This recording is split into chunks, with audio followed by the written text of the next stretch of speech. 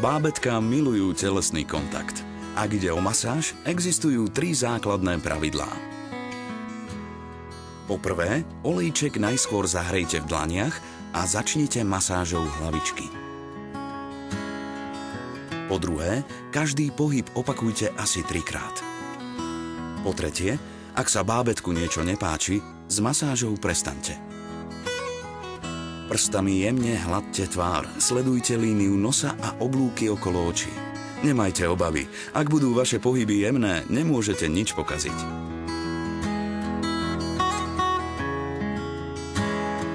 Ďalšie na rade sú ruky. Jemne hladte od ramien smerom k dlaniam. A pritom neustále udržiavajte očný kontakt, aby sa bábätko cítilo bezpečne.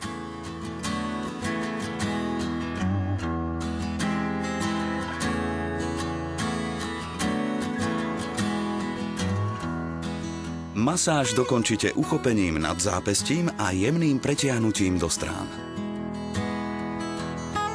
A teraz rúčky. Výraz v tvári bábätka vám prezradí, ako veľmi sa mu to páči.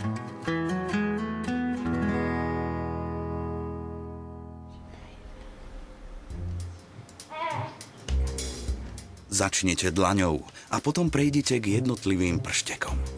Možno to nebude také ľahké. Uchopovací reflex je počas prvých týždňov ešte veľmi silný.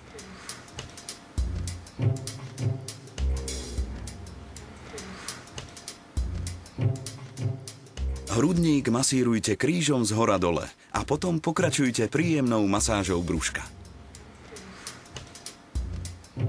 Brúško masírujte jemnými krúživými pohybmi v smere hodinových ručičiek. Krásne tak podporíte trávenie. To je pre bábätko veľmi dôležité, pretože po každom jedle môže cítiť nepríjemné zvieranie. A teraz ideme na bicykli.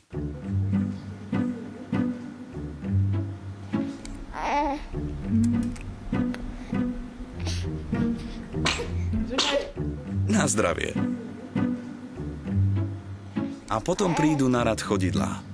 Hladte ich krúživými pohybmi a masírujte jeden prštek za druhým. Mimochodom, práve dotyky sú prvým spoločným jazykom medzi dieťaťom a jeho rodičmi. Každý jemný dotyk dieťatko prežíva ako hrejivé, láskyplné prijatie vo svete, ktorý sa na začiatku zdá príliš veľký a hrozivý. A teraz opatrne otočiť a ideme na chrbát. Začnite pri lopatkách a postupne prechádzajte k ramenám. Vyvíjajte jemný tlak. To je pre svaly vášho bábätka skvelá relaxácia. A teraz pokračujte pozdĺž chrbtice od ramien až k zadočku.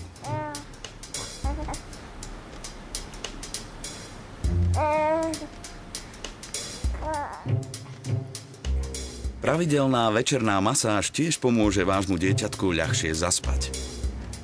Ale pri všetkej tej starostlivosti nezabúdajte, že aj vy sa musíte občas vyspať.